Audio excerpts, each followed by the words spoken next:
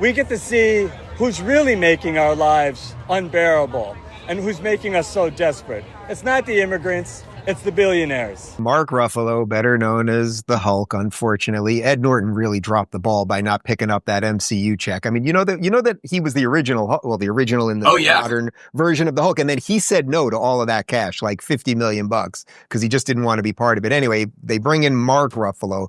I cannot stand this guy. He's a Hamas supporter. He's a leftist, socialist, Bernie-loving fool.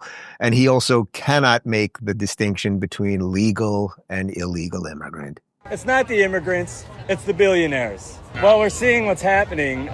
First of all, we're understanding that the immigrants aren't the criminals.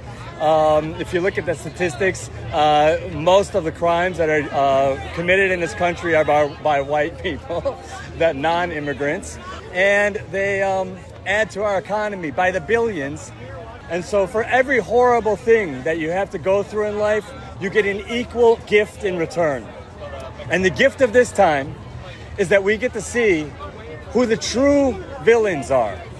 We get to see who's really making our lives unbearable and who's making us so desperate. It's not the immigrants, it's the billionaires.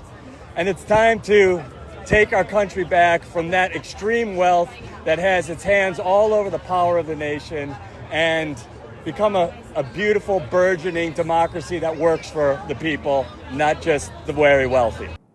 Clay, you know that moment when Bruce Banner's starting to lose it and the heart rate's jumping and his face starts altering, and that's what's happening to him. Why is his face becoming a little contorted? That's one thing. Crazy hat.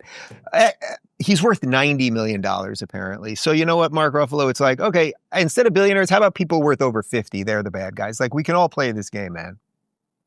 Well, also, first of all, saying white people commit the majority of the crimes, not actually true, right? I mean, for instance, black people commit over half of all murders by FBI stats, right? And the argument of immigrants commit less crimes than Americans, I don't know that I would buy that argument necessarily because I don't trust the data, but let's just pretend it's true. Do you know what illegal immigrants should commit in terms of crimes in America? 0 crimes, because they should not be here. It should be 0, right? So I wish we had no crime at all. I wish we lived in a completely safe society. That would be phenomenal. But we can eliminate illegal immigrant.